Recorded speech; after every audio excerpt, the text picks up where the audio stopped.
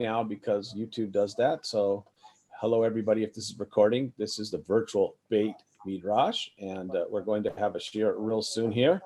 And we're excited for you if you are watching this live. Okay, we are now officially live right now. So welcome, everybody. We are at the virtual Beit Midrash. Please, those who would like to mute your, let's get you muted here. Let me make sure everybody's muted. So please, if you can keep yourself muted unless you're asked to speak. If you have a question, then just please raise your hand or just put that question in the chat, and then we'll be able to get to that in a little bit. And so that way, one of the main reasons that we do this with the muting is because sometimes people aren't aware of their background noise, and it's hard to speak over that. So it's this is like the etiquette of online stuff here. So without further ado here, I want to introduce Rav Yehoshua, who's going to be giving us our shiur. He'll give us the title, but before we do that, this shiur is dedicated to Avi Levi's uncle, and we'd like to, Avi, could you please dedicate this shiur right now, please?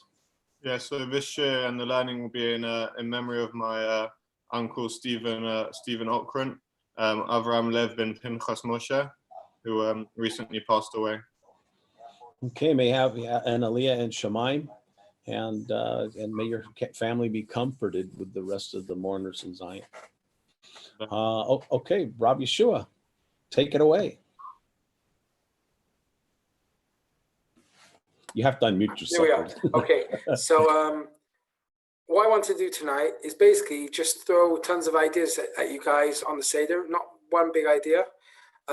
I may be boring Shari for the first 5 minutes, because last night when I was on Shemira at the gate of Keshet, I was connected to a shiur that Rav Asher gave last night, and Shari was there.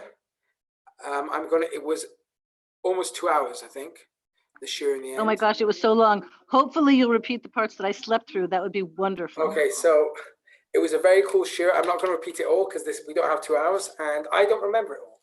But it's a very, very cool idea. And it's basically coming down to why we call Shabbat HaGadol, which is this coming Shabbat, why we call it Shabbat HaGadol. So there's lots of answers. I'm just going to mention one of them, which I heard from Rav Asher yesterday, in the name of the Bnei Yisachar, who is a Hasidic book, which is a Hasidic book. And he added lots of Makorot in, and it's very, very cool. It's all over the place. It's a crazy Devar Torah. Unfortunately, Rav Asher forgot to press record yesterday. So at least now we get it on YouTube, and I say it in Rav Asher's name. So when Yosef went to basically be Malshin, to say Lashon Hara about his brothers, he claimed, were eating Ever Min HaChai. We're eating animal meat from an animal which hadn't been slaughtered. And that's what he goes to tell Yaakov now. It was mutter for him to do it because he had the right intentions at hand to have his father know what they were doing wrong so his father could correct them. But what are the brothers doing? Are the brothers really eating Ever Min HaChai? So, if a Jew shechets an animal, slaughters an animal, as soon as the slaughtering is done correctly, you can eat the animal straight away, as long as you deal with a blood problem. I mean, even if the animal is moving still, it's considered slaughtered because you've cut it, done what you need to do, done. However, for a non-Jew, this is one of the stringencies, right? One of the 7 mitzvot b'nei Noach is that they actually can't do that. They have to wait for it to stop moving because they can't eat Ever Min HaChai from a moving object, from moving a live thing. So Yosef and the brothers had a machloket. Yosef believed that his brothers are B'nai Noach, and he himself is B'nai Noach because they haven't had the Torah yet. The Torah's not been given yet. And therefore he thinks they slaughtered an animal that was still moving and they ate it. However, Yosef's brothers thinks, no, we're Jews. And since we're Jews, we shecht it, we can eat it. Now that's the machloket. It is only clarified at the Shabbat before Pesach. The first time of Pesach when they leave Mitzrayim, the day they are told to take a sheep and acquire it for themselves, 3 days before, is Shabbat. Pesach is on the 15th. They left. They did the Korban Pesach on the 14th, ate it the 15th at night, and left on the 15th on the day. 3 days before that is when it's actually Shabbat. And it says, K'chu u'mishchu lachem. K'chu u'mishchu lachem. So a non-Jew who keeps Shabbat is chayiv mita. Okay? What does that mean? We don't go around checking non-Jews if they've been keeping Shabbos or not. Rather, God deals with them because we are on a high level where we need to rest. Goyim don't need to. And it's not chayiv mita, we don't need to do it. We leave it for God. That's what it means. However, if you're a ben noach, and even if you're a convert who's converting before he's gone into the mikvah or done a brit milah, if he's a man and then mikvah, he has to break Shabbat once every Shabbat until he's actually fully converted. The Jews, Avram, Yitzchak, Yaakov, Yosef, and all the descendants, Amram, Moshe's father, were all keeping all the mitzvot according to the Midrashim. But they were keeping the mitzvot because they wanted to, not because they had to. If so, it is very possible to explain that until that Shabbat, they were acting like a person who's trying to convert to Judaism, where they have to break Shabbat once every Shabbat, just like a non-Jew has to do.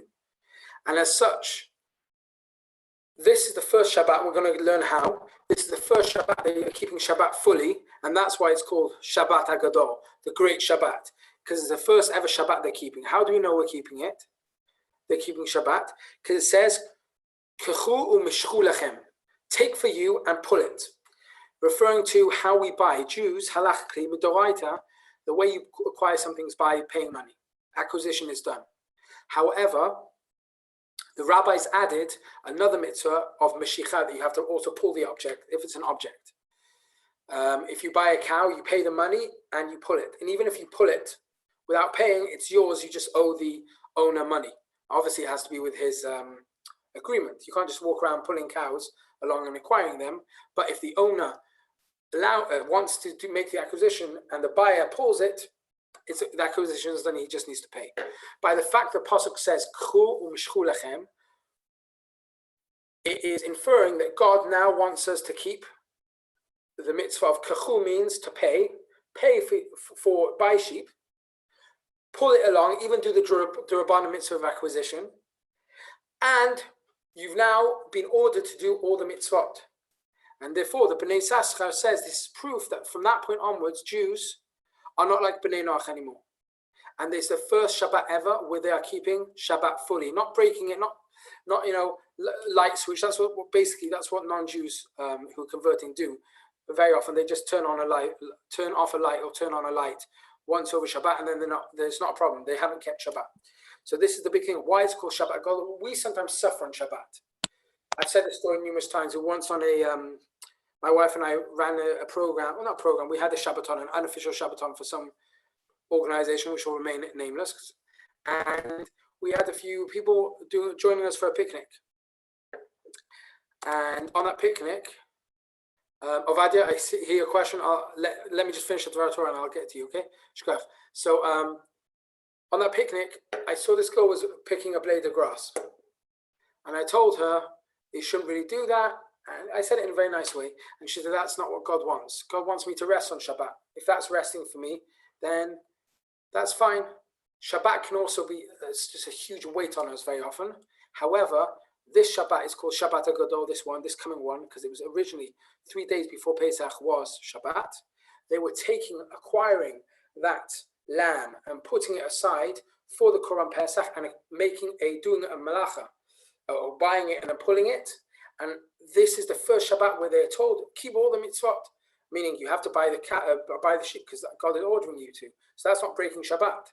If God orders you to do a malacha on Shabbat, it's not a malacha. Like Brit Milah, your kids, Be'ezrat Hashem, you have children and your son is born on Shabbat and you do a Brit Milah, that's not a malacha, that's allowed. So this is the first time where the Jews are basically being told and taught, here you go, this is the first Shabbat you can actually keep Shabbat properly, and that's why it's called Shabbat HaGadol. So that's the first Vort that I want to share with you. And this was an almost 2-hour shiur last night that Rav Asher gave. We brought in tons and tons of added stuff. And I can't remember everything, unfortunately, but I also didn't want to just repeat someone else's shiur, so I gave it to you in a very shortened way. That's the idea. Yes, Ovadia? Earlier you were saying how as long as the owner had the intention to sell you his cow, you can essentially take it and then you just owe him money. Yeah. I assume that would be with his knowledge of you taking it, or Yeah, is that that's just what I taking said. it stomp? Yeah, fair. That's what I said. The owner of the cow, the original owner, has to want it to be. You can't walk around pulling along every cow you see, every camel, every No, I'm saying animal you see. you know. No, I'm saying you know that he wants to sell it to you, No, you but can't. you're not telling him, or you No. You can't. You can't make it. acquisition without knowledge. You can steal things. Stealing things is a kinyan in itself, but you're not allowed to do that. Okay. Interesting. So it has to be with his knowledge of you taking it. Otherwise, it's just stealing. Unless he says otherwise. Unless he says whoever wants to pay me later, right? You have these people who have. I mean, in America it exists. In Britain it exists. Farmers who have like small next to their fields. They have tables where they sell like fruits, and they just leave the money. I mean, that's clear. If someone sells a horse and says whoever wants it can pull it and just pay me later, obviously that's clear. But if he wants, you can't just assume that he knows. Right. Okay. He has to have knowledge. Okay. Anyway, let's move on. So Ga'al Yisrael we say every day. Please God, if we're davening, we say it twice a day, and on Hallel we say we say it twice a day. Rav Hadari, who's my Rosh Hashiva, who passed away 2 years ago now, has a very cool Vort. So normally Ga'al Yisrael just means the Redeemer of Israel, right? And normally it means a verb, the one who redeemed Israel. What Rav Hadari adds is on Seder night, he says it in the name of someone. The rabbi heard it from the name of Rav Hadari, doesn't remember who Rav Hadari was quoting. So he says it in the name. Sorry, I don't know who says the name, but he says Ga'al Yisrael all the time means the one who redeemed Israel. On Seder night, Ga'al Yisrael doesn't mean the one who redeemed Israel. It's not a verb. It's a name of his profession. Just like you have a Nagar, which is, as Sherry's husband is a carpenter, a Nagar. So too, Ga'al Yisrael isn't the verb. It is his job is the Redeemer. On Pesach, we mentioned that God is the Redeemer of Israel. That's his trade. That is his miktsua. He's trained for us to be the Goel. And that's the only time during the year where we don't mean it as a past tense verb or even present tense. We mean it as a description of his actual connection with us. He is our Redeemer. And it's a very cool thing to think about. And it actually leads on to a lot of the other things. Purim, Pesach even, isn't sure about Purim. Pesach is all about, in some weird ways, really, really expecting there to be vengeance against our enemies. Really expecting there to be vengeance against our enemies. And we mention again and again and again that we want vengeance against our enemies. Not non-Jews, we want vengeance against our enemies. And an interesting thing about that is that we are mentioning all the time that we have hope that it's going to be the Geula, the Ga'al Yisrael. It's going to, the Pesach, right, is Nisan, is in Nisan. So I heard this, it was actually sent in the staff group, WhatsApp group. So if you call someone, how do you say he is angry in Hebrew? Anyone want to say? He's very angry. Or in present tense. I didn't hear. Course. How do you describe someone who is an angry person? Anyone know? Ka'asan. Ka'asan. Sherry, you probably saw this, right? A ka'asan, right? Someone who's worrying right now is called a doeg, and someone who is the warrior is called a da'agan. So in the same way, the Shla HaKadosh says that Nisan is from the word Nes, miracles. The whole mahut essence of Nisan is Nes, meaning just like someone who worries is called a doeg, but someone who's a warrior is called a da'agan. So to Nisan, its whole very nature is miracles. And that's why Atidin Ligel ben Nisan, we hope that we have a haftacha that we will in the future be redeemed in Nisan. So what's cool about that is that we open up the door, the minhag of opening up the door for Eliyahu, right? On top of that, there's another minhag that we not only open up the door, it's called Leil Shimruim, the night of guarding, that God guards us. So the halacha is that those of you who, please God, say Kriyat Shema at night, Kriyat Shema at night with a bracha, there's tons and tons of extra paragraphs after it. Why? Because we are scared. It mentions in the Gemara that going to sleep is basically death. I don't mean scientifically, but there's something close to it. And as such, we make these added tefillot to make sure we come back. But on the Seder night, we don't, because it's Leil Shimmerim. It's a special night where God looks after us. So let me just find it on my page. I wrote this down. I summarized it. 1 second.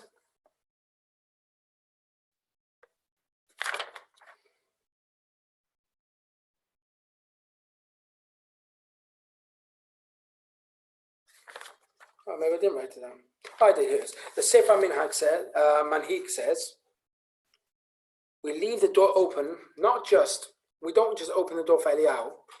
When you guys go to bed, I don't encourage doing this. I'm not saying halacha l'maaseh you should do this, but the Sefer Manhig says the minhag is to leave the door open, not just unlocked, not just because we're not afraid of someone else walking in, but because we are certain that Eliyahu, or we have a feeling, an inkling that Eliyahu is going to be coming that night to everyone's house to tell us that the redemption is coming. As such, we don't want him to knock on the door. We want him to feel welcome to come in. Therefore, we're so sure that Eliyahu is coming. Not only are we not scared of leaving the door open, we want the door open to enable Eliyahu Navi to come in that night. And that connects, Ovadia, I see your question. I'll get to you in a second. That really connects to an idea called the Pygmalion effect, or the Rosenthal effect. And it's a phenomenon where high expectations lead to an increase in performance. And it's based on a Greek myth of Pygmalion, who was a sculptor who fell in love with his statue that he carved. You know, unfortunately, the Greeks have really weird stories and really weird things. So, isn't there a book on that? Fell in love with each other or themselves when they saw the reflection. Can you guys still hear me? Because I just came up that it was unstable. Everyone's with me? Yeah, I hear you, Robert.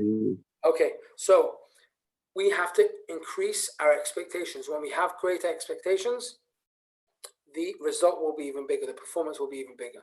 So if I'm again not saying that you should leave your doors open, unlocked at night. However, if we expect something, then the performance, the actual result will be even greater. And that's the lesson of a Seder night, that we expect greater things at night, that night, and Nisan as a whole.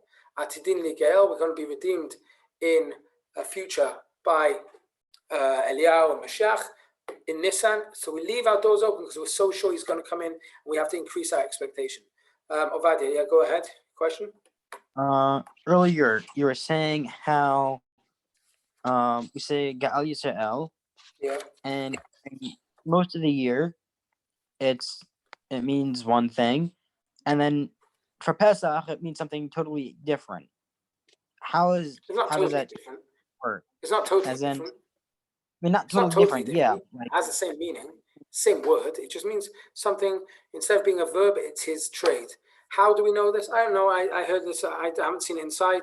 I can't give you an answer because I haven't seen it inside. It's a cool idea. How we know this, I don't know. But the fact is, Guy Yisrael, he's not just he didn't just redeem us. On Seder night, his trade is the redeeming one, the one who redeems. right. Okay? I can't give you an answer why that would be different. That's the teaching that I had. Okay? All right. So moving on. I don't know if all Sfaradim have this minhag because it's mentioned in the Ramah.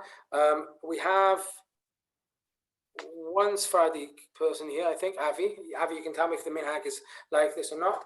Ashkenazim have the minhag of dipping their finger in the wine for every makah. Some Sephardim might pour it out for each makah. Avi, you still there? Maybe not.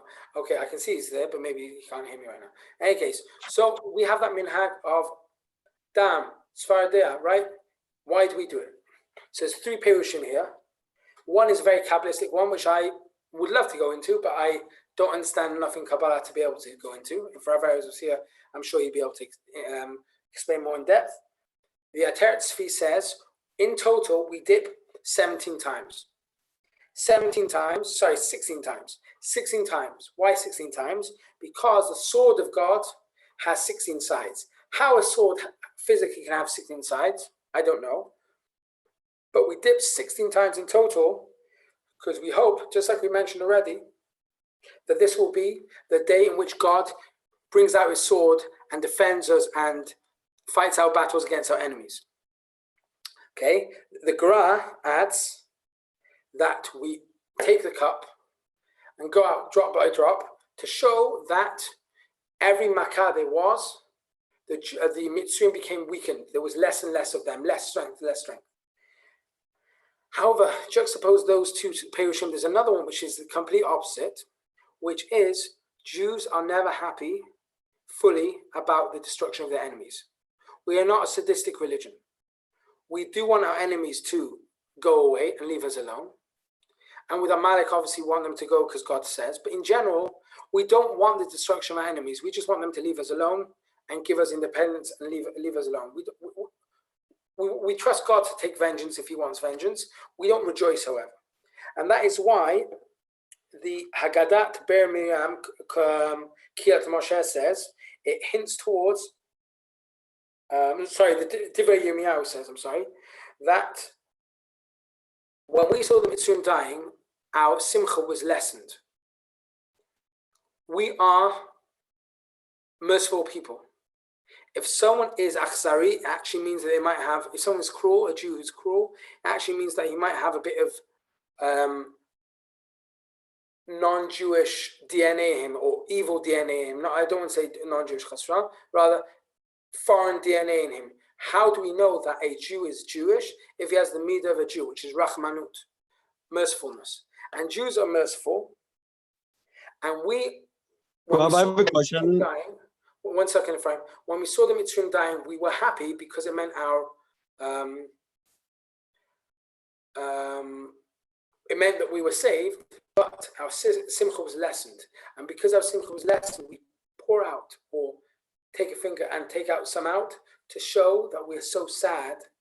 We, in some manner, still sad by what's going on because we don't want the destruction of our enemies. We want the freedom of the Jews. Yes, Frank, go ahead.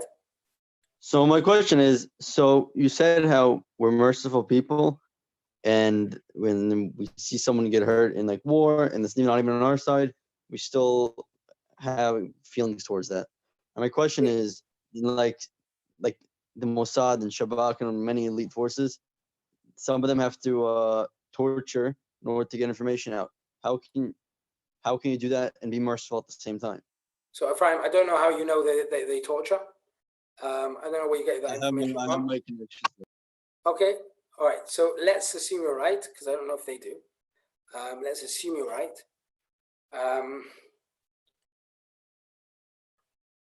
You want someone to get angry, okay? Unfortunately, not all of us have incredible midot, including me, and I do get angry. However, the Rambam says you're allowed to get angry with your kids on the outside, not on the inside. I'm not saying it's easy to do this, but if you are torturing someone, if it's mutar kontra halacha, I'm not going to get into it, but just because you are torturing, let's say, doesn't necessarily mean that on the inside you don't have any mercy.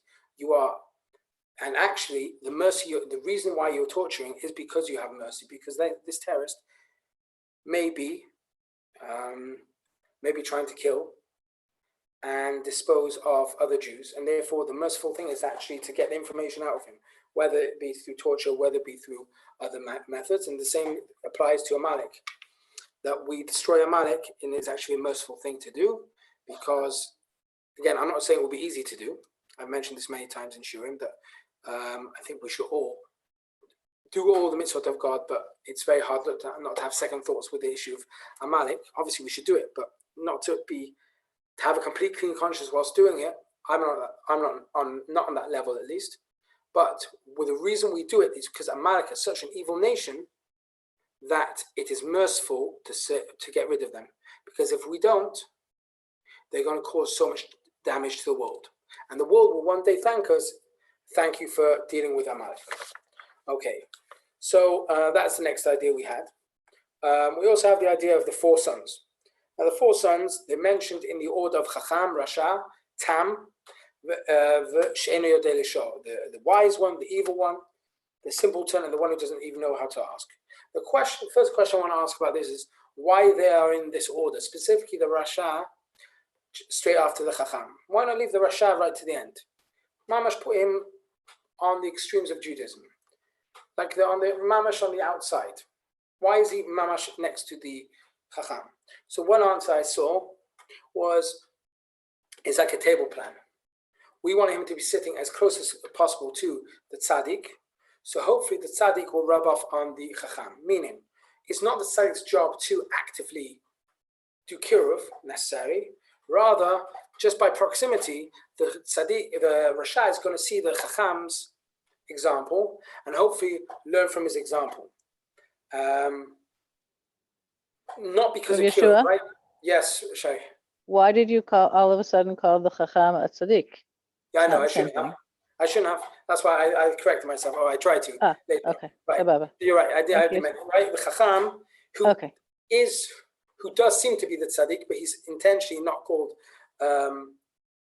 He's intentionally not called the tzaddik. He's called the Chacham. In case of the Rasha is supposed to be affected by the wisdom of this Chacham, and the Pirkei Avot says, love the briot, the other people, to be makar of them. So Rav Shiur has a very cool Vort on this. He says, don't love them in order to bring them close. Rather, what does that mean? It doesn't mean love them to bring them close. Rather, it means if you love them, they'll become close. By just the Chacham being in proximity of the Rasha, he will eventually become close. But if you do look at the Haggadah, the person who mentions so much, the longest bit about anyone is the Rasha. Why do we care about the Rasha so much? He's taken himself out of Am Yisrael. He says, Leib, you were saved. I wasn't saved. I wasn't there. I wasn't part of this. I don't want to be part of this. So why do we make such an effort? Okay. Chabad, Eish, Torah, all these different kiruv organizations, wonderful. Most of, however, the people that they are being makarev aren't actually Rishayim Gemurim. This guy is an absolute and utter heretic. He doesn't want to be part of Am Yisrael. That's what he says. He says it explicitly. So why are we wasting so much time? Well, the reason we're wasting so much time is because of Machloket and Gemara. There's Machloket and Gemara which says, is a sinning Jew called a ben? Is our Jews only called sons of God when we're doing the right thing or not? So there's machlok between Rabbi Meir and Rabbi Yehuda. One says, if they sin, you're not considered a ben of God, a son of God, but only if you do the right thing. And the other Tana says, no, even when you're sinning, you're considered a son of Hashem. And the Haggadah actually goes according to the second teaching, because the Haggadah says, Arba banim. There are 4 sons. Even the Rasha is considered a son of God. And therefore, that's why we concentrate on him so much, because he is so far away. But he's still considered a son. Because he's so far away and still considered, if he wasn't considered a son anymore, let him go. But God says, the Haggadah decides that he is considered a son. And that's why we still have to care so much. He's considered a son. He is close to us. And because he's close to us, we have to not let him go even further away. However, the response we give to him is we punch him in the face. Let me just read you the quote in English. It's a very crazy quote, very extreme quote. Let me just find it. I have lots of papers here on the table. So we say this to him in English. I'll just say it in English. We say to him, what does the wicked one say? What is this service of yours? He says of yours, implying that it's not for him. By excluding himself from the community, he denies the essential principle of Judaism. What's this thing? This is a bit of added. It's not the direct translation. What's the essential principle of Judaism? The obligation to fulfill commandments of Torah. He says, these mitzvot are mine. They're yours. Leave me alone with all these mitzvot. So what's the response? You should also blunt his teeth, which literally means punch his teeth out. Okay? Hikad shenav. So some people explain it's a very extreme way of saying speak harshly to him. But the pshat is you actually punch him in the face. Very extreme. But you still answer him, which is interesting. You do this thing where you tell him shut up or literally punch him in the face. And then you say it's because of this that God acted for me when I left Egypt. For me, but not for him. If he, the wicked child, had been there, he would not have been redeemed. So what's interesting is this very, I saw that someone came off mute about to ask me a question. So an interesting thing, oh, Shai has a question. I'm not sure when that was written. Shai, do you still have a question? Yes. Okay, so let me just finish the sentence because I have a feeling I might be about to answer it, and then I'll give it to you. Okay. So it says, had he been there, he wouldn't be redeemed. So many people explain you don't punch the Rasha in the face, or alternatively, you don't speak to him harshly. You were spoken to him harshly back then in Mitzrayim, because back then in Mitzrayim, he sees all these Jews being redeemed. He's like, no, I'm happy staying here. He would have been one of the guys who probably died in Makat Choshech because he doesn't want to leave. He's like, oh, what's all this 613 business? I'm happy staying a slave, even though it's hard. You get fed, you even get fed well. I'm happy staying a slave. And that's when you speak to him harshly. But even when you would speak to him harshly, you still would explain and give him an answer that you are, the problem of you would say to the Rasha is, you don't see yourself as part of the mitzvah community. Jews have been tied together for generations and millennia through our mitzvot. It's not randomly that the communities which are most fastly disappearing are the ones who aren't connected together with mitzvot. What keeps the religious community together, the Jewish community going, Eimal Asot.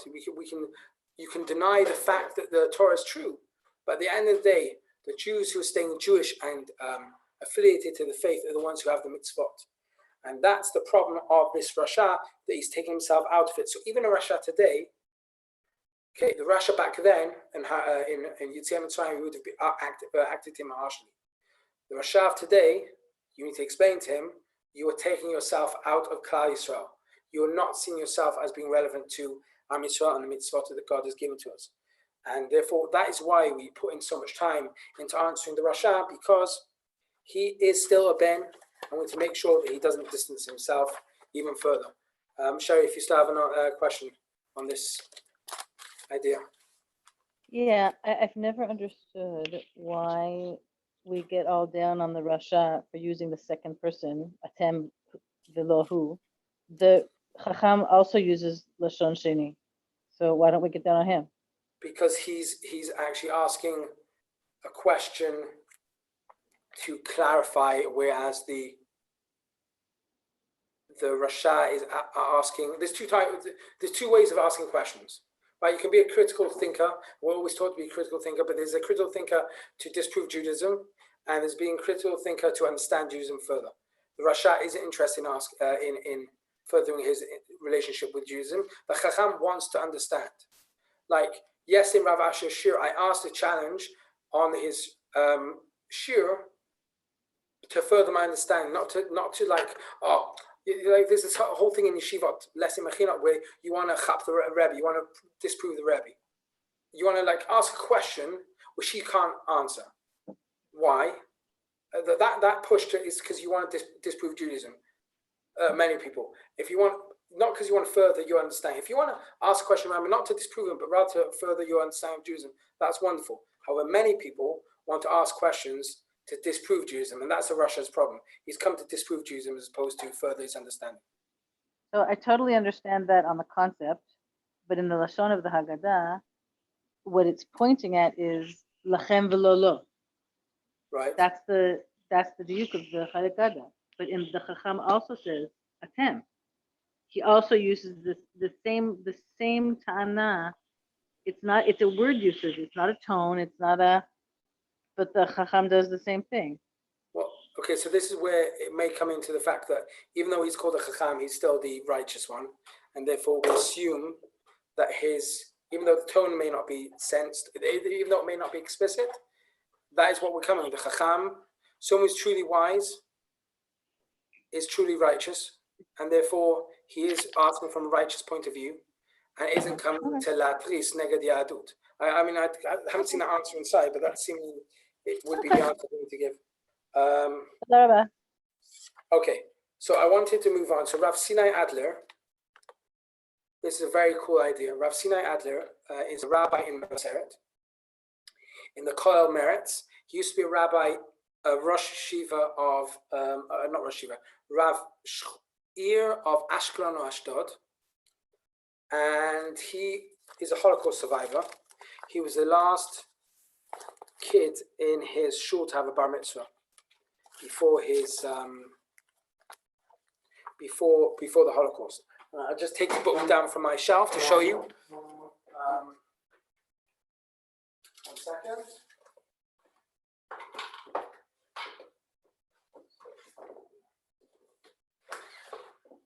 This is his book. Your Rod and Your Staff, written by Feldheim, published in Feldheim. It's written in Hebrew and so translated into English. And in it, he talks about being on the death march. He was on the death march for 5 weeks and he arrived at the Mauthausen concentration camp. And while he was there, it was Seder night. And they somehow worked out Jewish calendar-wise that it was the Seder night. He has amazing stories of the way he kept mitzvot and stuff, but I wanted to concentrate on one story specifically. So the death march was 5 weeks. They arrived there. They didn't have wine. They didn't have matzah, obviously.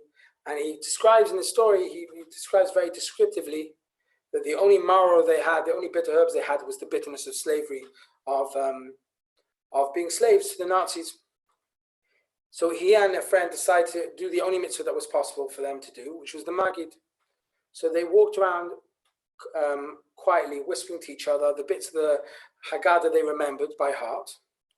And they regaled and recalled the trials and tribulations enslaved in Egypt and the eventual exodus from Egypt. They read Avadim Hayim. And then, right, Avadim Hayim, we were slaves in Egypt. And then he looks back at the story and says, I don't know what I thought back then, but was I really justified to say that? Avadim hayinu b'Mitzrayim? Surely it should be Avadim anachnu achshav le'natzim le'germanim. We are slaves today. How can I rejoice in the fact we used to be slaves and we're now free? Because we're not actually free. We're not actually free. And as such, how can you say it? So he says, I don't know what I thought back then, but I have an answer for you now, how I was justified to say it. And this is his explanation. We say, we drink 4 cups because of the 4 Lashonot HaGeula. Hitzati, Ge'alti, Hotzeti, Velakachti. I saved you, I redeemed you, I took you out, I took you unto myself. So says Rav Adler, the Germans got rid of almost everything. They got rid of Hitzalti. I'm not saved. They got rid of Ge'alti. I'm not redeemed in the middle of Mauthausen. Hotzeti. I'm not being taken out of Egypt. I'm now in this new Egypt. I'm now in Germany. Velakachti. I think Mauthausen was in Germany, I think. Velakachti is, I took you unto myself. No matter what the Germans did, they could not get rid of one thing and one thing only. All the Lashonot of Geula, all the first 3 they took away. The Germans took from him everything, but one thing he couldn't was V'lekachti etchem lil'am. That God made us his nation. No one can take that away from us. No one can take it away from the Rasha that we mentioned earlier. No one can take it away from, no matter how far someone claims he is, no one can take it away. And that's why we say, right?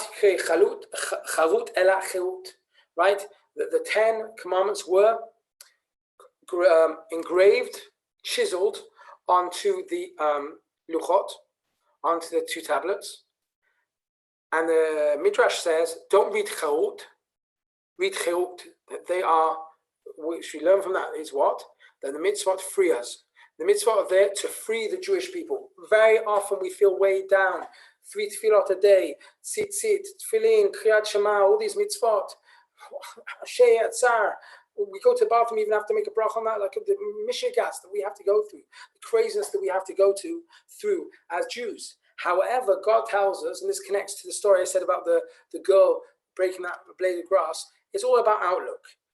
God is telling us, you need to realize that the mitzvot actually free you. They turn you from being animalistic to something holy. So even though we may sometimes have challenges, and there's no greater challenge than what we were in during the Holocaust, even then we were still free. Even as individuals, we may still feel enslaved also. But we have to remember we're always free. So he says, back then, really, in my time in Mauthausen, even though my civil liberties were none, FS, nothing, I was the free one and they were the real slaves. Because I am the one who keeps the mitzvot, or at least tries to, and therefore that frees me. Rav Kook teaches, so that's his Vort. There are free people that are slaves and slaves that are free. When we choose to be Avdei Hashem, servants of God, we then become free.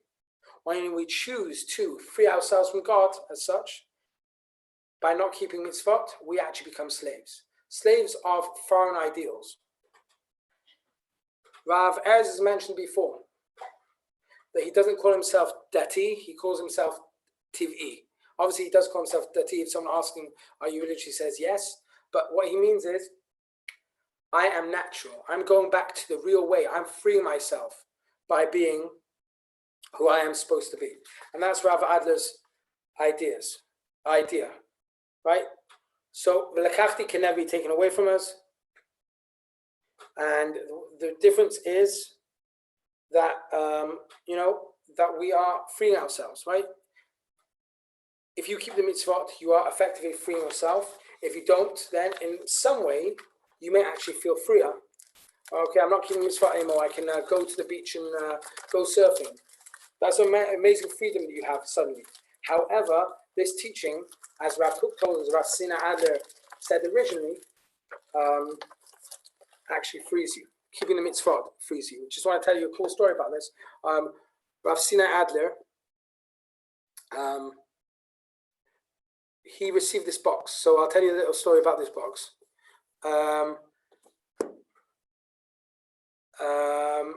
So Rav Sina Adler, sorry, I'm smiling at Avram's comment on the chat. Very good. So Rav Sina Adler was in the camp, and there was a non-Jew there who would help pass messages. They would pass messages back and forth, and somehow the non-Jew was able to check on his parents, who were eventually murdered in the Holocaust. And after the war, they lost contact because the Berlin Wall went up, the Iron Curtain went up, and completely lost contact. After the Berlin Wall came down and Eastern Europe opened up, he received in the mail, somehow this non-Jew found him and sent him this box, because he was a carpenter, and sent him all the letters that they had passed, that he'd received from Rav Sina Adler during the camp, somehow on scraps of paper he'd been able to write things. And he's an incredible individual. He was able to hear shofar. They built a secret sukkah in the camps to be able to sit in the sukkah. Crazy stuff. Okay, so I'll move on. So another idea, there's lots of Haggadahs. So I used to do this. I used to buy a new Haggadah every year. There was a limit to how much book space I have, so I haven't done that for a while. But one of the Haggadah that I once bought was the Haggadah of the Aruch HaShulchan.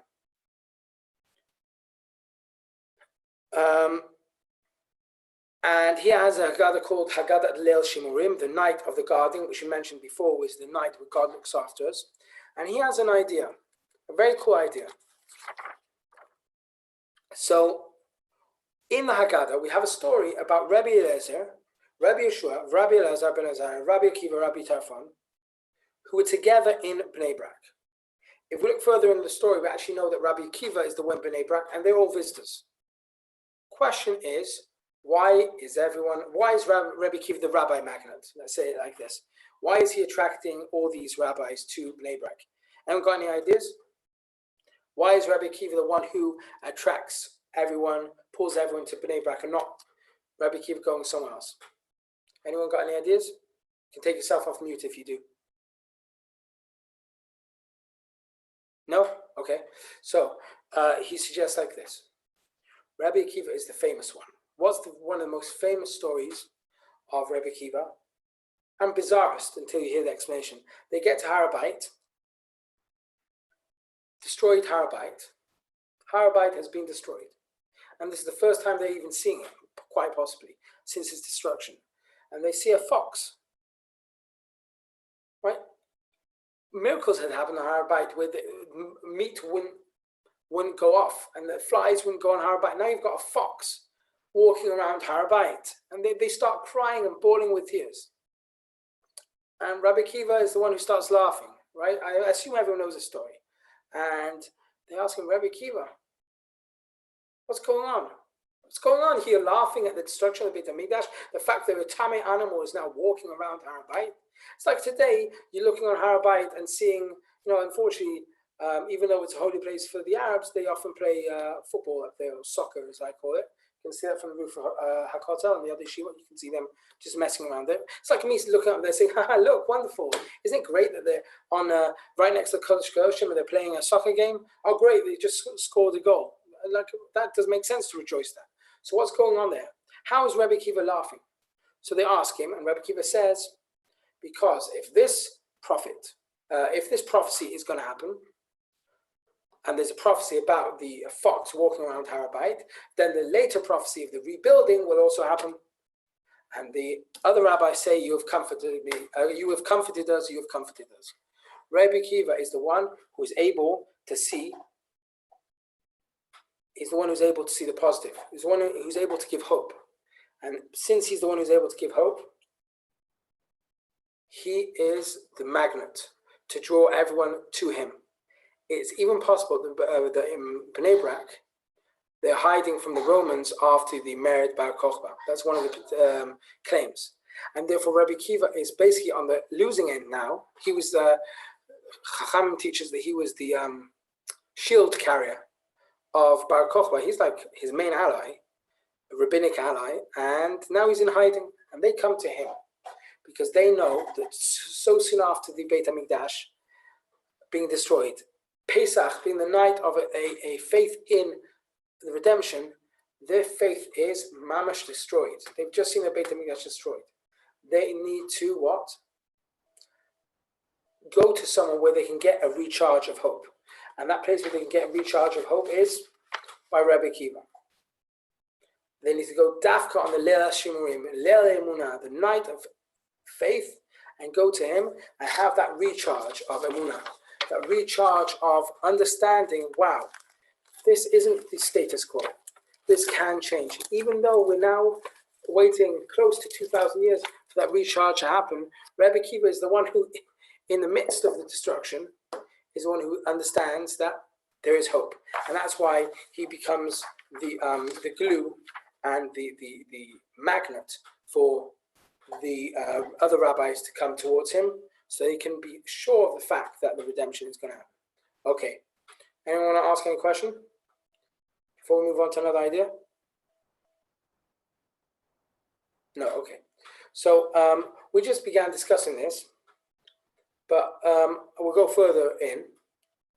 So where did all these 5 people come from? These 5 people are from different places in Israel. What brings them together? The Maratz Chiyut says, there's another question on this as well, that Rebbe Eliezer is the one who actually says, great are the lazy ones who do not leave their houses on Chag. They stay at home. So therefore, how is it dafka that he's leaving house and going somewhere else? Why is making Seder night somewhere else when he's dafka the one who elsewhere praises the one who stays at home for Chag and does Chag at home? Which, okay, great. So Rebbe Eliezer, we can all rejoice that we are connecting with Rebbe Eliezer Shita. We're all going to be doing Seder night, at least in the homes we're staying now, unless conditions change. We're doing Seder night at home. So how is it possible? So as I said, the Maratz Chiyut says it might be in the time of the Bar Kochba rebellion, and they're hiding. And therefore, that's why they don't know why the morning has come, right? The Talmidim come and say, what are you still going on with Magid, with telling the stories of Mitzrayim? Don't you know morning's come? They're like, no, we're hiding, we can't see, it's dark outside. It's dark, we can't, I mean, not as dark, it's dark in here, we're in hiding from the Romans. That's a bit hard.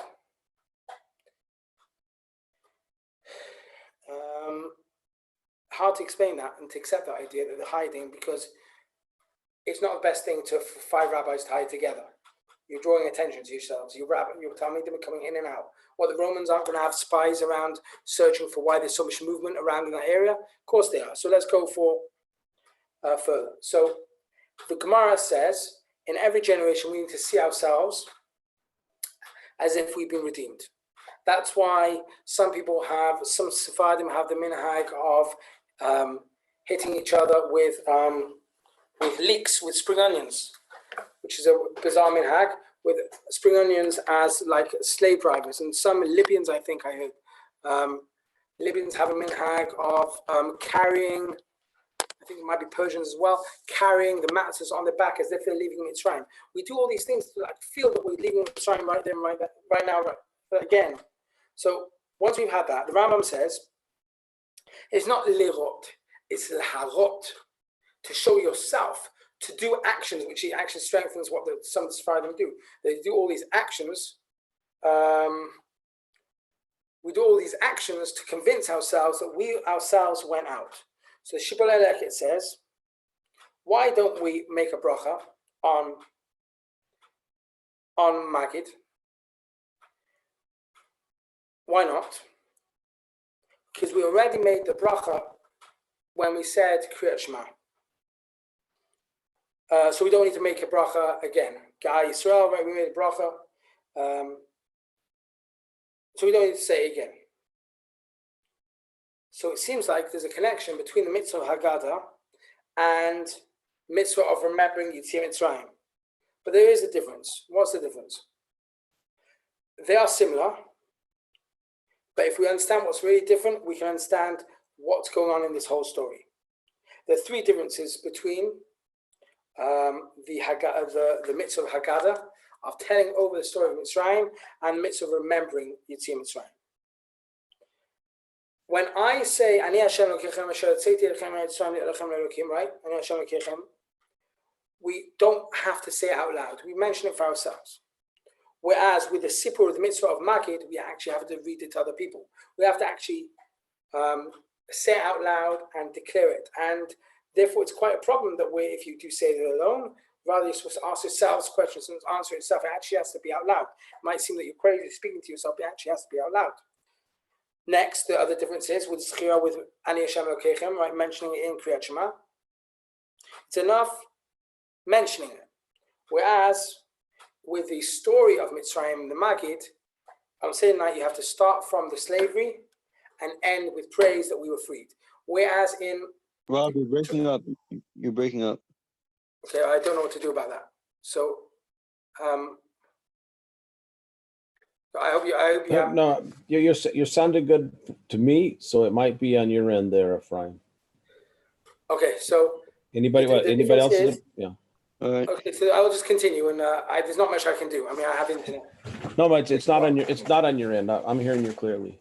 Okay, wonderful. So the mentioning of Yetziat Mitzrayim on Seder night, you start from slavery, end with the redemption. Whereas in Kriyat Shema, you just mention it, and we left Mitzrayim. That's it. The third difference is on Zechira, on Ani Hashem Elokechem, Asher Tzeitti Elechem Mitzrayim, we don't have to give reasons for the mitzvah itself.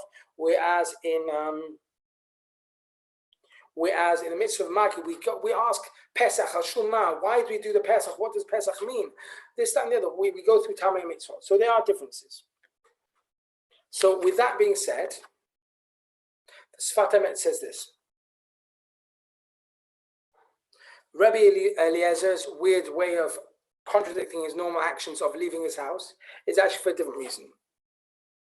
It's because Harei Kol HaMarbeh L'Saper B'Yetziat Mitzrayim Harei Ze Mishubach. One who says most possible about the Yetziat Mitzrayim is praiseworthy. If you can go on for 3 hours, okay, those week Afikomen before Chatzot, you need to finish with Afikomen, and then you can go on after, and keep on going, asking questions, learning more and more. You know, there are maybe sometimes childish competitions when you go to shul the next day. Oh, when did you go into? When did I? But it's an incredible thing. You should be going longer to beat other people. You should be going longer because it's a mitzvah of Sibur Yetziat Mitzrayim. So that's Dafka said on the mitzvah of Zechirat Yetziat Mitzrayim, on remembering the Yetziat Mitzrayim. And therefore, one second. And that's why we actually mention Mitzrayim twice a day, right? We say Anishem Lokechem twice a day. Meshubach, Mishtabech, man, it becomes more praiseworthy, becomes better. Man who remembers Mitzrayim twice a day actually connects more and more with the Yetziah, more and more with the idea that God is all powerful and took us out. So just like Yetziat Mitzrayim was preparation for accepting the Torah, so too Yetziat Mitzrayim of today, right? Because what happened? We left Mitzrayim, and then 7 weeks later we got the Torah and Shavuot, right? So too today, when we are celebrating Pesach, we are getting ready for Shavuot. Please God, guys, we'll be back in Mechina by Shavuot. Please God, straight after Pesach. But who knows? And we'll be able to celebrate Shavuot together. But that's Amen. That's my bracha for now. And then and also the Gula Shlema. But okay, we'll aim for first getting the Mechina. Amen. Okay, so when we remember Yetziat Mitzrayim, it's supposed to strengthen ourselves to be able to accept more holiness. Therefore, he suggests the whole act of the Tanaim, these 5 Tanaim come together from across all of Israel, coming towards Bnei Brak, right? Which today they may not be able to get into, right? I just saw that it came up on my screen that BB's limiting travel to Bnei Brak. But back then, Baruch Hashem, there was no corona, and please God, there won't be for much longer. So they come together to Bnei Brak. Was actually in the middle of the week and not on Chag. Nothing to do with Pesach. They were coming actually not to do Magid. They were coming to do the mitzvah of Ani Hashem Elokechem Asher Tzeitii Etchem Mitzrayim, to remember Yetziat Mitzrayim. It's not coming to mention that they were telling the story of Mitzrayim, just remember it. And they received some kind of awakening. They received some kind of awakening, but the story of Mitzrayim, when we do Magid, is even greater than that. So what's going on in this story? What is the story of Mitzrayim? They're just saying, Ani Hashem Elokechem, mentioning that we left Mitzrayim. And that we can put that story aside right now. They're coming together, stam on a weekday. Rabbi Eliezer hasn't left his house on Chag. He's left his house in the middle of the week to mention about mitzvah of Yetziat Mitzrayim. So what's Sipur? What's the Sipur? What's the mitzvah of Magid? Laharot v'lo rak lirot. Not to show oneself, not just to see. Ani Hashem Elokechem, I'm the Lord who took you out of Mitzrayim. Rather to show that we were taken out of Mitzrayim. That shows, it's on a higher level. It's to show that what? That Sibur Yetziat Mitzrayim is to show that Yetziat Mitzrayim is still affecting us. Every year when we do Pesach, we need to be acting as if Yetziat Mitzrayim is affecting us. It's preparing us for something greater. It's not, I'm sick of matzah already. No, I'm going into Pesach with all the preparations, preparing myself for eventually 7 weeks later, where I'm going to get the Torah. I'm going to get the Torah, and it's all about preparing myself again and again and again. Not only a spiritual representation, but as a preparation which affects the reality as a whole. So the Rav Kook has this. Yetziat Mitzrayim seems like a historical event. I have learned a little bit of Christianity before in my high school, my public school. I learned about tons of different religions, Rastafarianism, Hinduism, Buddhism, to start making a list. And very interesting. But no religions, as far as I know, used Chagim as a way of not just remembering a historical event, but rather bringing it back into us and reliving it right now. I'm showing myself that I'm leaving Mitzrayim right now. I'm taking it into my life. So Rav Kook says, Etzem Pulat Yitziam Mitzrayim Hi Pula She'ena Nifsed Kla. We are still, Rav Kook says, the action of leaving Mitzrayim never ended. We are still leaving Mitzrayim. Le'arot et atzmo. We are in the process of still leaving Mitzrayim.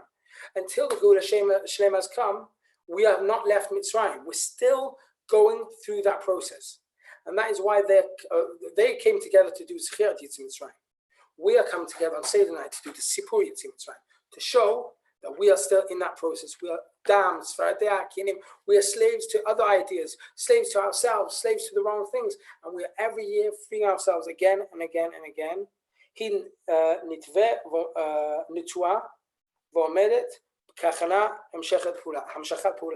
It's there continuing with no end. I'll just read out one quote and we'll finish with this. We put the tefillin on the yad. Right? We wear tefillin on our hands and on our heads. So why do we put tefillin shel yad on the yad? To remember the outstretched arm of Kodesh Baruch Hu. Hatadirit, not just because he once took us out. Somehow God is going to save us from this corona and save the whole of humanity. Somehow the Jewish people are going to come out stronger. God's outstretched arm is there and always has been, always will be out there, outstretched, keeping us there. And that's why we continue putting on tefillin, to show that God has a zroa netuya tadirit, continuous. We believe we're on a trajectory for redemption. Up and down, but we're going to get there. We're on a trajectory, right? We have to,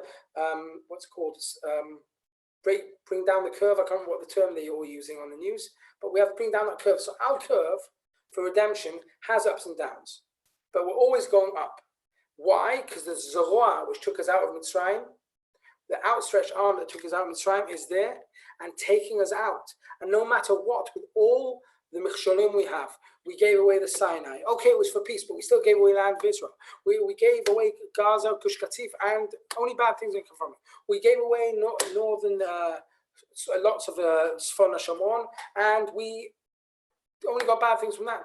The ups and downs. We have a gun, we don't have a gun, we have a unity gun, we have always ups and downs. But we put on our Tefillin Sheyah to remind us, and that's what Seder night is all about as well, connecting to the idea that God is there, and always making sure that we're going to end up where we need to be. Zroa netuyah, the outstretched arm.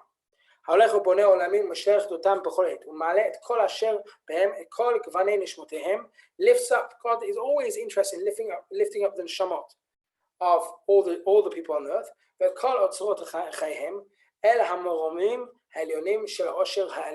always interested in elevating and taking us further and further and higher and higher. God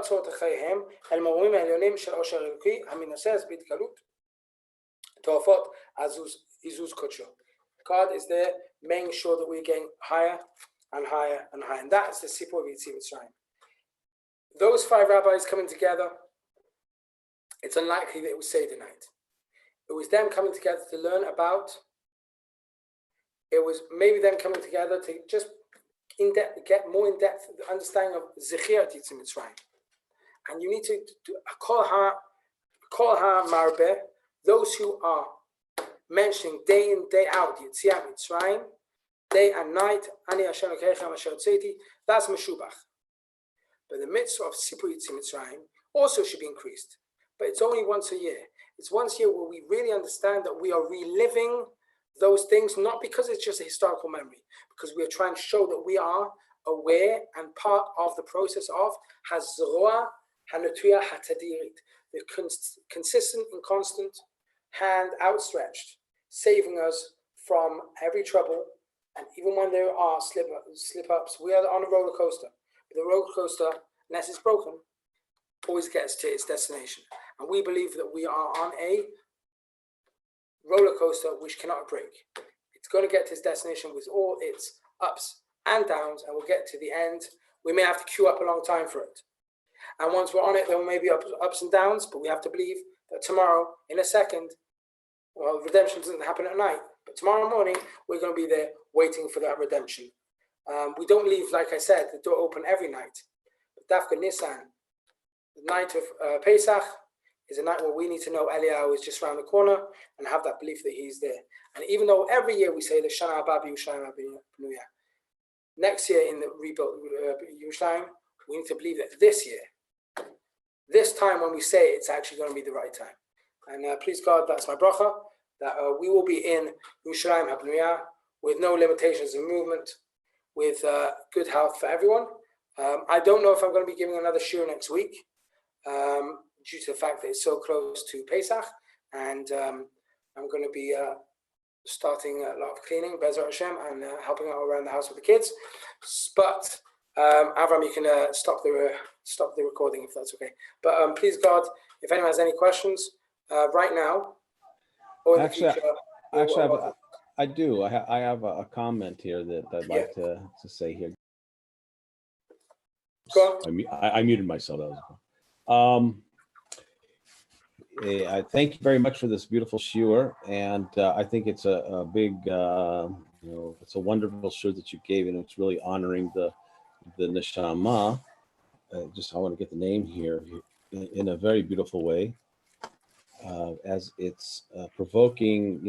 Hopefully this shiur provoked a lot of thoughts for you all. It certainly provoked some thoughts in mine. In the aspect is that when you were talking about getting out of Mitzrayim, and the idea of each one of us is getting out of Mitzrayim, is that we all have our own personal Mitzrayim, and and also Nisan is also one of the New Years. There's the 4 New Years, right? So and we see this is that.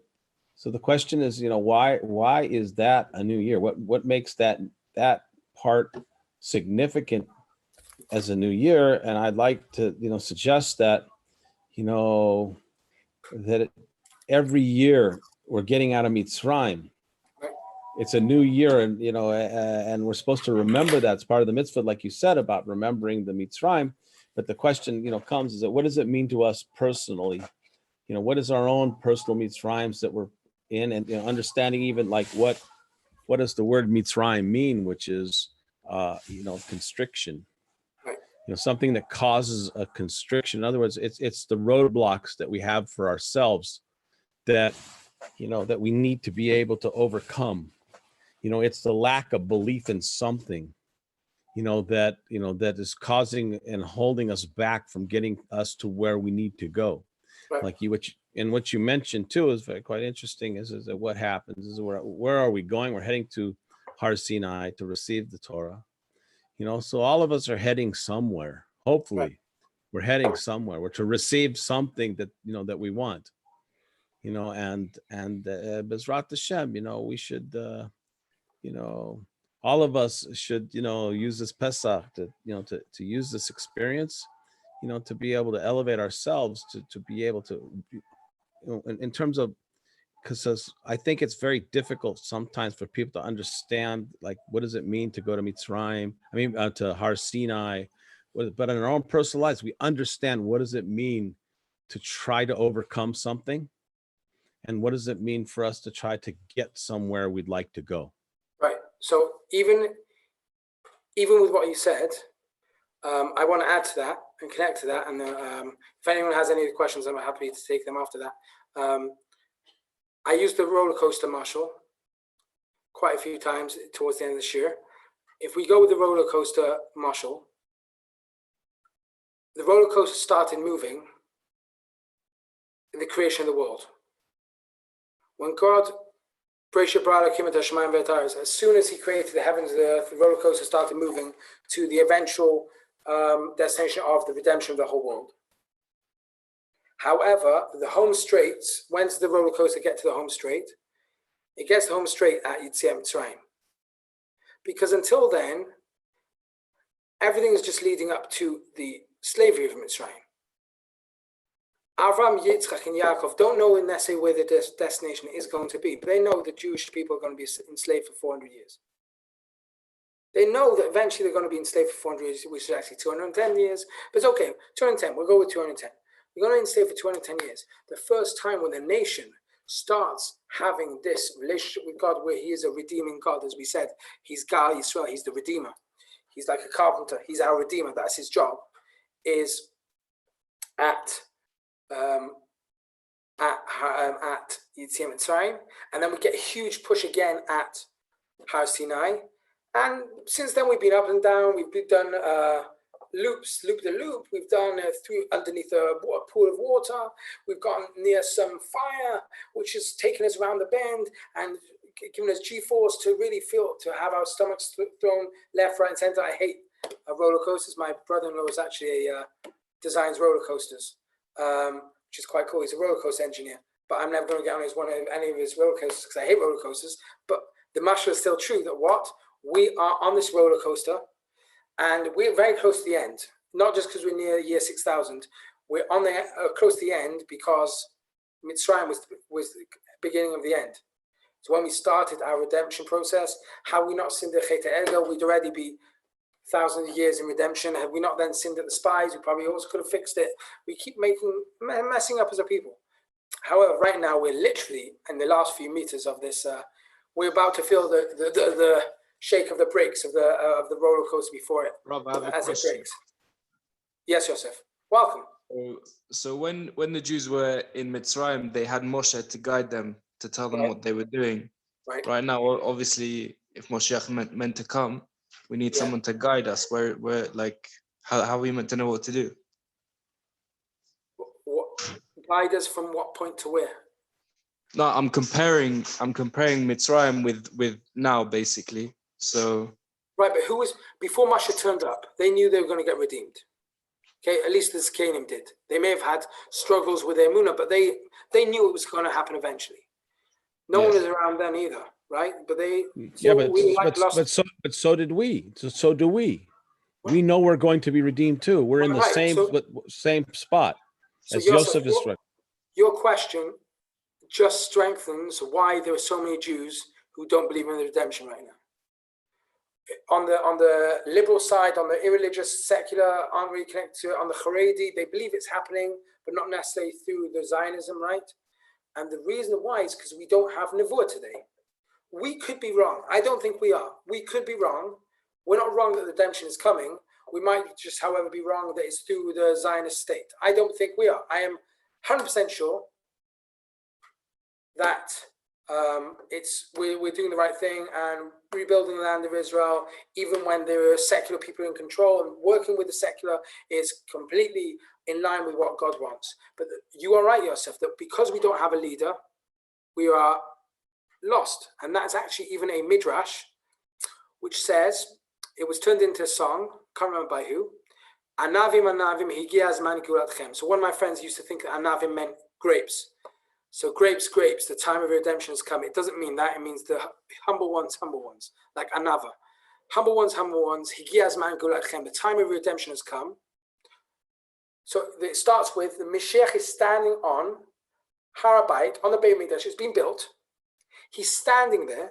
He shouts out, saying, Anavim, Anavim, humble ones. Higia Azman Gulatchem. The time of redemption has come. If you don't believe me, see the shining face, like just like when Moshe Rabbeinu came down from Har Sinai, he had to put a mask on because he had like some crazy radioactive face going on. So too, that's what Mashiach is going to be like. So what does it mean, Anavim? We're actually going to think, and we can believe this. Charedim genuinely don't believe we deserve the redemption right now, and you can understand them. And they are humble. They don't realize the zchiyot we have, the merits we have in this generation, and aside from this generation. The Rabbi Sadiq Lubnan says we are like midgets on the shoulders of giants. That even though we may be small, we are standing on giant shoulders, meaning we have all the merits from previous generations. So even though we don't have guidance, and you're right, we don't, And that could be a problem. Even though we have guidance, but we don't have guidance right now, proper nevuah. We have our own chachamim. We have Rav Kook. We have Rav Shiur Kook. We have rabbis continuing this generation. And every community has their own guides.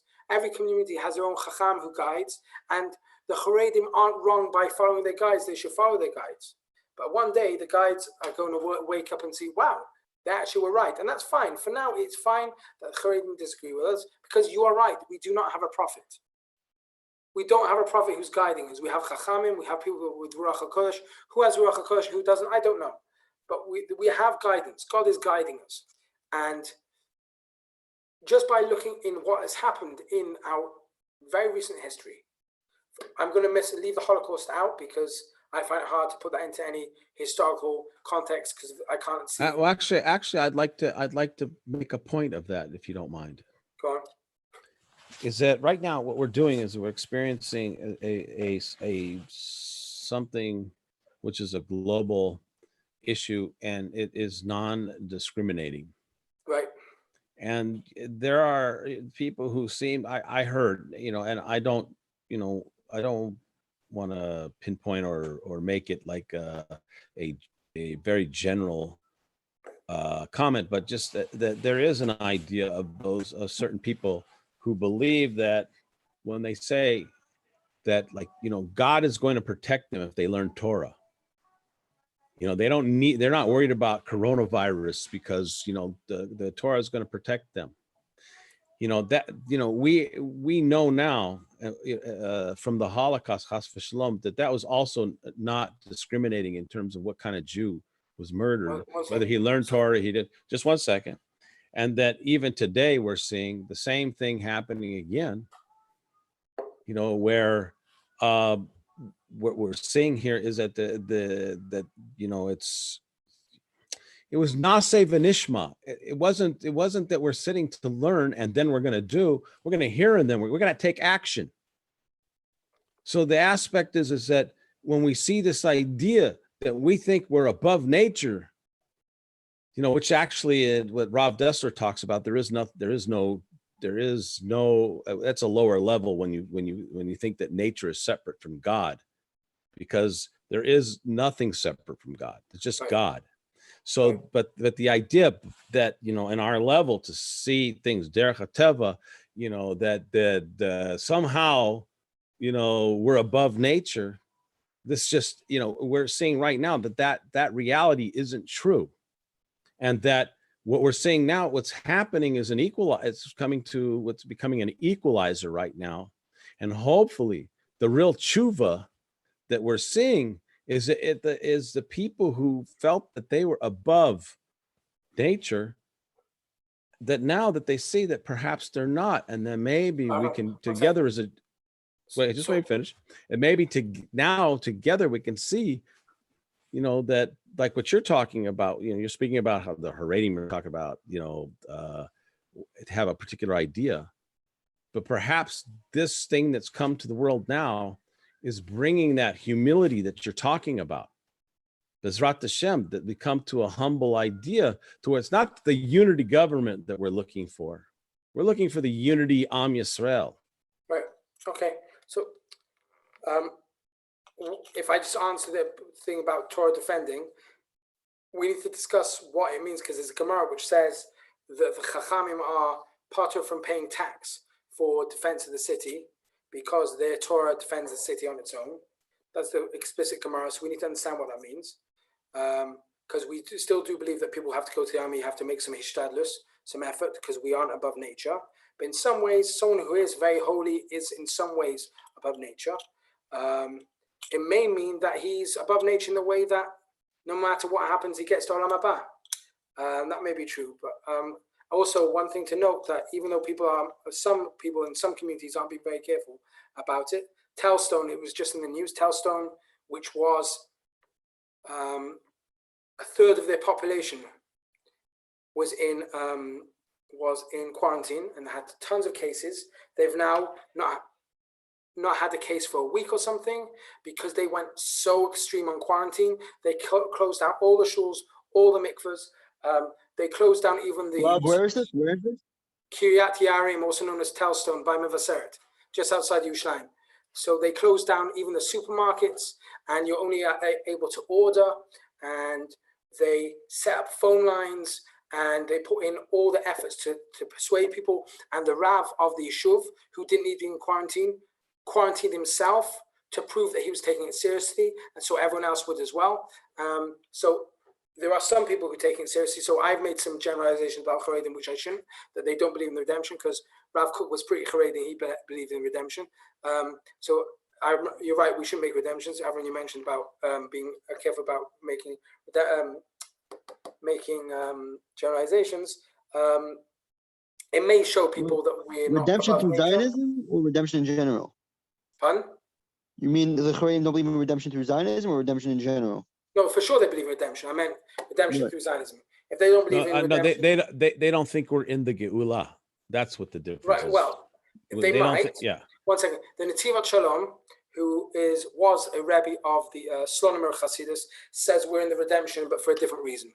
Because there's so much Torah learning in Israel today. Not because of secular Zionism or returning to Israel. He just says because, but they don't see secular Zionism as part of that. Just to finish up with Yosef's question, Rav Soloveitchik sees events which happened in history, like the only time during the Cold War that America and USSR, the Soviet Russia, agreed on anything was when they voted together to create Israel.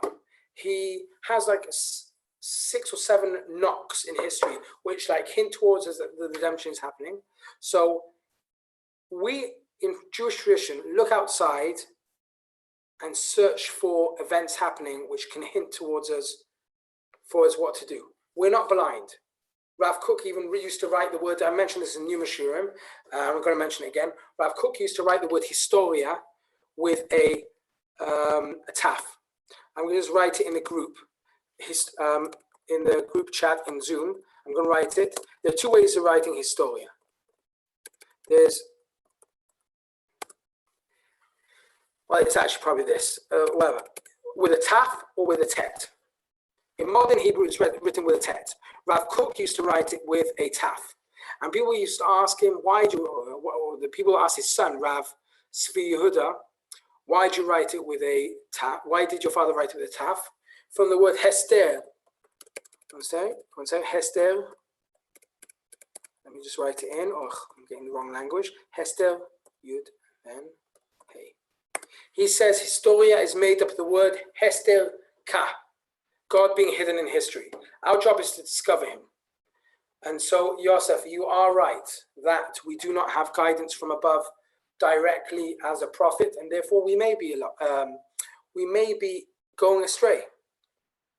But we do look outside and look at historic events and say, what's God trying to suggest to us? Sometimes we get it wrong. Sometimes we get it wrong and we make mistakes. However, the general historical push for the last 300 years is that Jews are coming to Israel.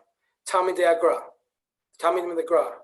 Beforehand, the Talmidim of the Baal Shem Tov coming to Israel. Chabad coming to Israel hundreds of years ago.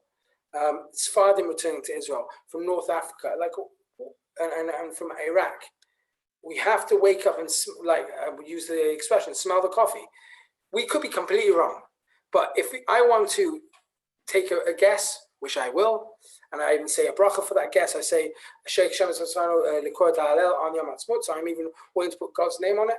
I could again be wrong, but the redemption is happening. So yes, we could be wrong. And I'm going to say that again. I cannot tell you, I can tell you I believe we're 100% correct. I can't tell you that, meaning if I would come out wrong, I'm still going to believe in God.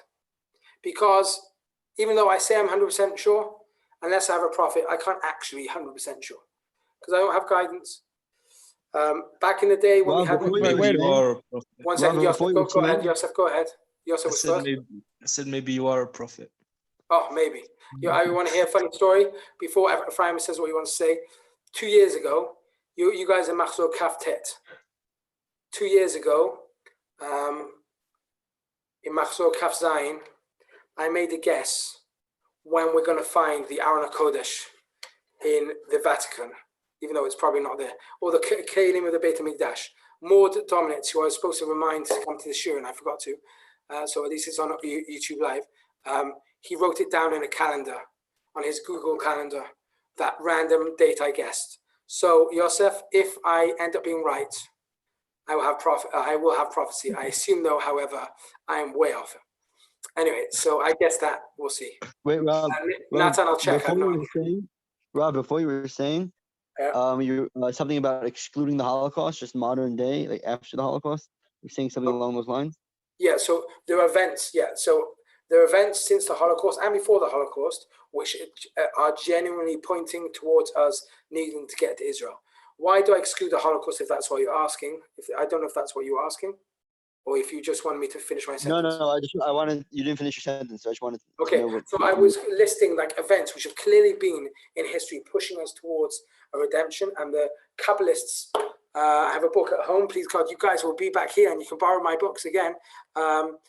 I have a book at home which talks about the Kabbalists and how they understood when the redemption is going to happen. They understood the year 1782, I think, if I remember correctly, was a specific year for the redemption to begin. And they didn't wait around twiddling their fingers. All right, what are we going to do? Let's see first Simanim. They themselves actively returned to Israel and made it a reality. And that's what we do. We act. And that's one of the differences between us and maybe the Haredim. Again, the Haredim are getting Jews to do tshuva to bring the redemption. That's clear. But they're not getting Jews to return to, that's not one of their things, to return to Israel. That's not one of the things. We are getting Jews, even if they're secular, to return to Israel, because we believe that the Jews need to come home. And that's part of the redemption process, even though we don't have specific guidance telling us that that's what we need to do. Okay, I think we do. There are psukim which tell us that that's what we need to do. There's teachings that need to tell us that we do. I don't have a Navi whispering in my ear or some guardian angel on my shoulder or, over here, whichever one it is, whispering in my ear telling me what to do. There's divine providence guiding us and leading us here. The reason, even though Ephraim didn't ask it, I am going to explain why I took the Holocaust out of it, because this is one of my personal struggles. Even though there are rabbis which say it, it's one of my personal struggles to understand how the Holocaust can be part of this big picture, because for 6 million Jews to die, and there are some historians today who think it's closer to 7 million Jews to die, to bring this about, God is all-powerful. God is all-knowing. And God could have brought us back seemingly in a different way. So there are other ways of explaining it which fit with me easier. If the answer in the end is he did it to bring us back, I'll accept it. I'm not going to deny God's ratzon. I just struggle to accept that that's part of the big picture. When there were other ways, Jews were already returning beforehand. Jews were returning to Israel after the Holocaust as well. There were other ways.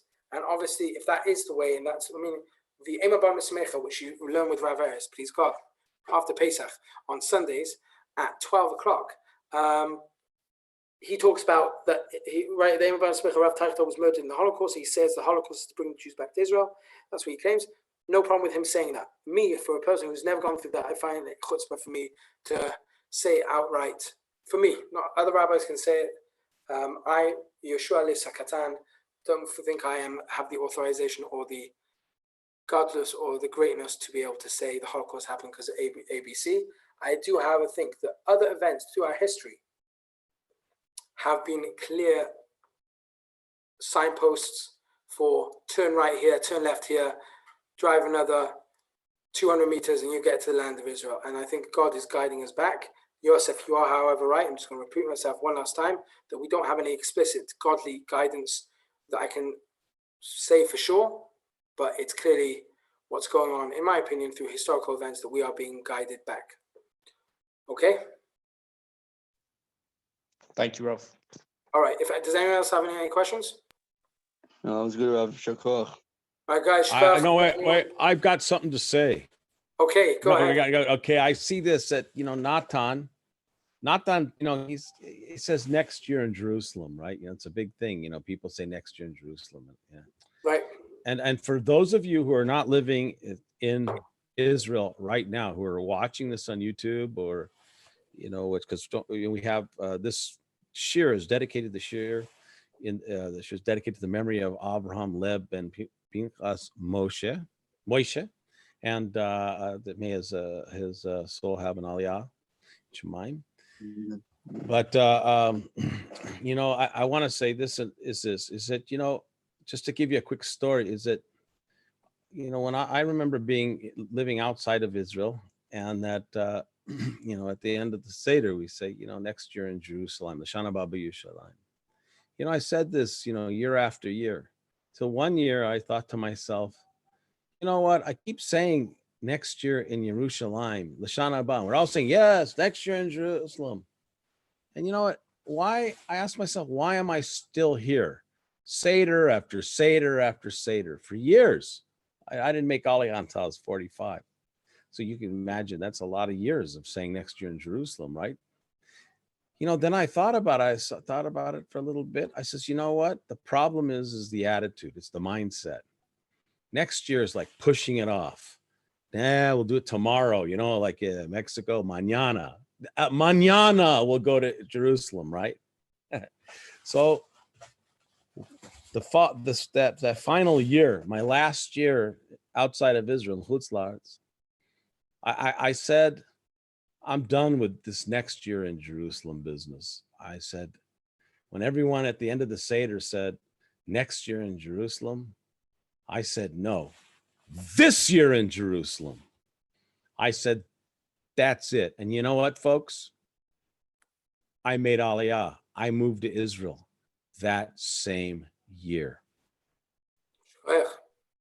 So that being said, I'll leave you with a, yeah. And you know you're in Yerushalayim now, right? You're in Yerushalayim. I am. Oh, hang on one second. Let me get there. Okay. Avrom, you moved to Israel only to move to the farthest place from Yerushalayim. No, Ephraim, 1 second. Before Avram continues, the Gemara says that one day, Yerushalayim is going to reach all the way to Damascus. So Avram is way inside Yerushalayim. Avram's like he's like.